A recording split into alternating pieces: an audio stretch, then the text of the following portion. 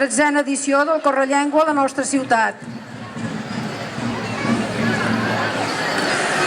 Agraïm la presència del regidor de Cultura, Joaquim Fernández, i dels grups municipals d'Iniciativa i la CUP, que ens acompanyen i ens donen suport en el Correllengua.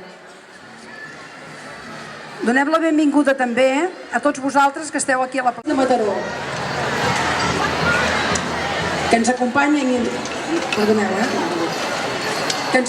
en un acte tan significatiu per tots nosaltres. Gràcies a tots ells i a aquelles persones que a títol individual fan amb la seva col·laboració que aquest acte sigui possible. I aquesta persona és l'honorable senyor Max Kanner, que va ser el primer conseller de Cultura de l'actual Generalitat de Catalunya. I el vull recordar perquè crec que avui Max Kanner és un exemple per nosaltres. Ell, des del públic i des del privat, va col·laborar.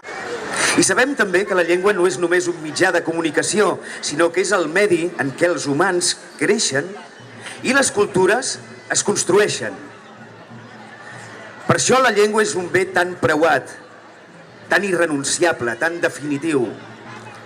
Gràcies a la llengua esdevenim humans capaços de parlar i de pensar, capaços de somiar, d'imaginar, de tenir sentiments i consciència, d'entrar en diàleg amb altres i de comprometre'ns amb ells i a favor seu.